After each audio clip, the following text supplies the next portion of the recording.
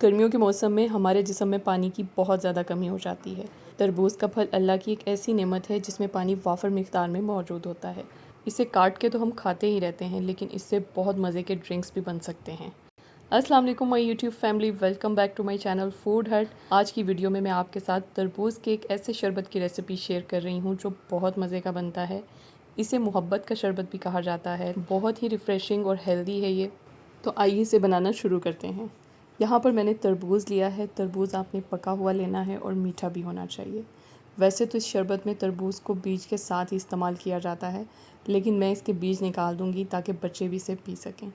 अब तरबूज़ की कटिंग कर लेते हैं, बीज निकाल देंगे और इसे बिल्कुल छोटे छोटे स्क्वायर पीसीज में काट लेंगे। ये देखें, आप देख सकते हैं इस तरह से बिल्कुल छोटे छोटे पीसीज में आपने काटना है, ज़्यादा बड़े पीसीज में नहीं काटना, क्योंकि हम इससे ड्रिंक बना रहे हैं ताकि पीने में भी आसानी हो। अब यहाँ पर मैंने 1.5 कप पानी लिया है। इसमें मैंने 1/4 कप चीनी डाल दी है। इसको अच्छे तरीके से मिक्स कर लेंगे ताकि चीनी इसमें घुल जाए। अब इसे एक तरफ रख देंगे और चलते हैं नेक्स्ट स्टेप की तरफ। यहाँ पर मैंने एक बाउल लिया है, इसमें 1 लीटर दूध डाल देंगे।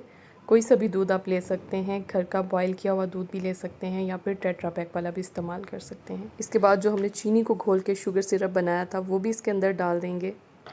फिर इसमें तरबूज़ के पीसेस डाल देंगे। आप हस्बे ज़रूरत डाल सकते हैं। मैंने 2 कप के करीब डाले थे, कम ज़्यादा आप अपनी मर्ज़ी से कर सकते हैं।